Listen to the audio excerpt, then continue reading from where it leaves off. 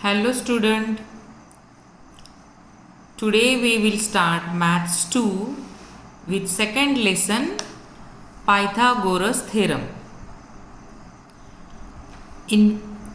Already we finished the first lesson of Maths 2, that is similarity, and Pythagoras theorem is a part of first lesson, that is similarity. Though it is a second separate lesson, it is a part of first lesson, and I hope you all are revising and studying the portion which already we finished. In this lesson we are going to discuss these 6 points which you can see here.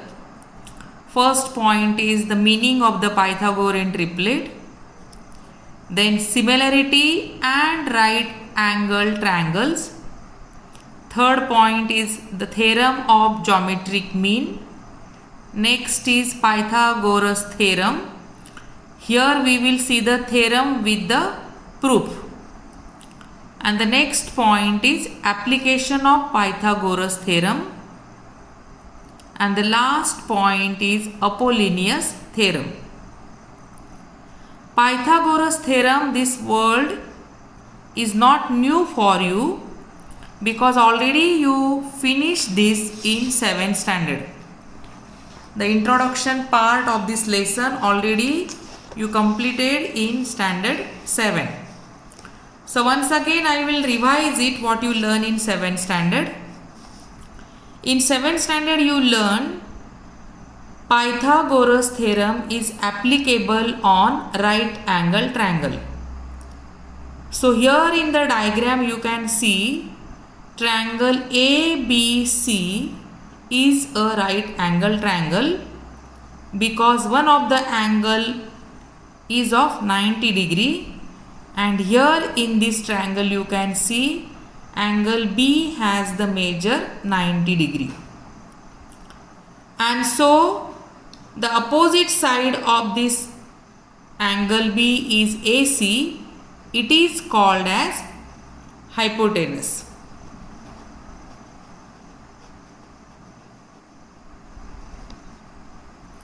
And side AB and BC are perpendicular to each other, or you can say AB is first side and BC is second side, or you can say AB is height and BC is base. And you know what is the Pythagoras theorem? If triangle ABC is a right angle triangle, then AC square equal to AB square plus BC square. The meaning is AC square means AC is hypotenuse of the triangle, AB is one side of the triangle and BC is another side of the triangle. That means you can say hypotenuse square is equal to one side square plus second side square. This is the Pythagoras theorem, and this you learn in standard 7. This way we can write the statement or theorem in the form of equation. According to the diagram, the equation which we get, that is AC square equal to AB square plus BC square. This is in the form of equation, and here you can see it is given in the form of words, and this which is given in the form of words you should know or you by heart it. In a right angle triangle, the square of the hypotenuse is equal to the sum of the squares of remaining two sides. Step by step you see this sentence. In a right angle triangle, the square of the hypotenuse, so AC is the hypotenuse, its square is equal to the sum of the squares of remaining two sides. So remaining two sides their squares and their sum. This is the Pythagoras theorem. In 7th standard also you completed about Pythagorean triplet, and today we will revise it here because it is a part of your 10th standard syllabus. So today we will revise Pythagorean triplet. So we'll see what is the meaning of Pythagorean triplet. See here, you can see one example. I wrote here 5, 12, 13. This, what you can see, this example, that is called as, suppose, triplet of natural numbers. 5, 12 and 13 are the natural numbers. 3 are given. So these are the triplet of natural numbers. We will check whether these 3 triplet are Pythagorean triplet or not, or how you will decide whether these are Pythagorean triplet or not, that we will see. So what you have to do here, when the 3 natural numbers are given, see the highest or the biggest number. So here the biggest number is 13.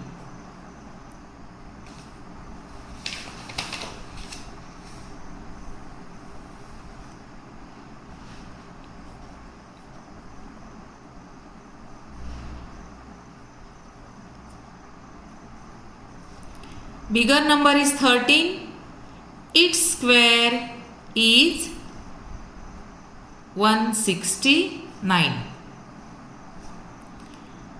Then we will take the square of the remaining 2 number.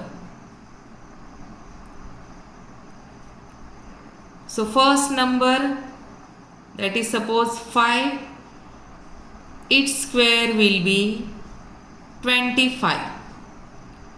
Second number, that is 12. 12 square is 144. So here in the example 5, 12 and 13, I wrote in the ascending order, but it is not compulsory that always they are written in ascending order. They can be in any order. Here now luckily they are in the ascending order.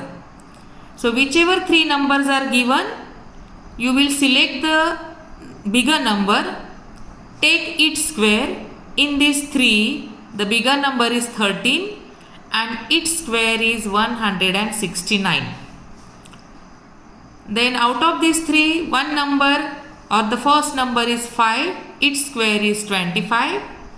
Remaining, that is the second number, is 12 and its square is 144. After this now, you will check the sum of the squares of these 2 numbers, that is first and second. You check whether this sum of these 2 numbers is equal to the square of the bigger number. So we will see. Suppose the square of the bigger number is 169 is equal to first number is 25, its square is 25, plus second square is 144. So 169 equal to its total is also 169. So here you can see left side is equal to right side. So when you get left side is equal to right side, that means the square of the bigger number is equal to the sum of the squares of the remaining 2 number. Then you can say 5, 12 and 13 are the Pythagorean triplet. It is very simple to identify whether they are the Pythagoras triplet or not. Simple method I showed you here. First you select the bigger number, take its square and write it one side. Then the remaining 2 numbers and their square. And then check whether the square of the bigger number is equal to the squares of the sum of the remaining 2 number. If it is S, then the given three numbers are the Pythagorean triplet. Now we'll see one more example. 10, 27 and 24. This is the triplet of natural numbers, and we'll check whether it is a Pythagorean triplet or not. Among these three numbers, the biggest number is 27.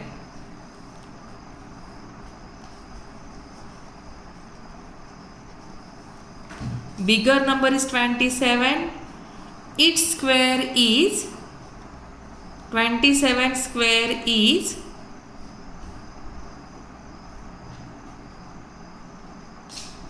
729.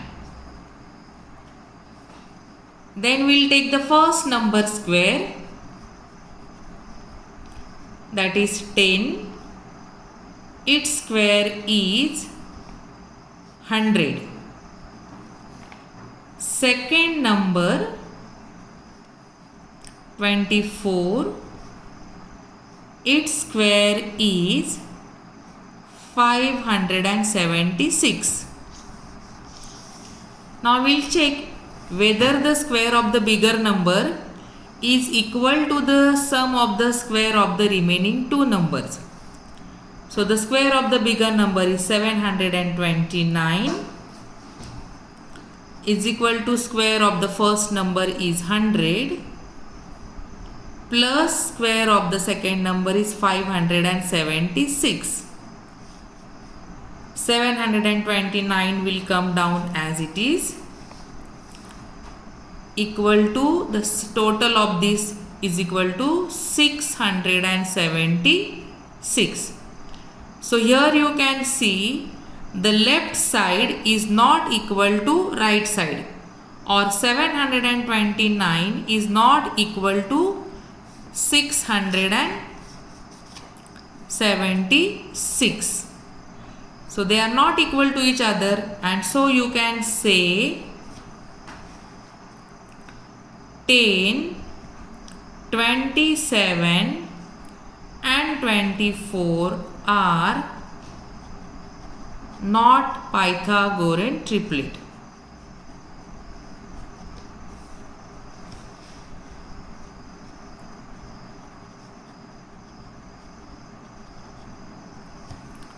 So this way we can decide whether the given triplet of natural numbers are Pythagorean triplet or not. It is a simple method. You can practice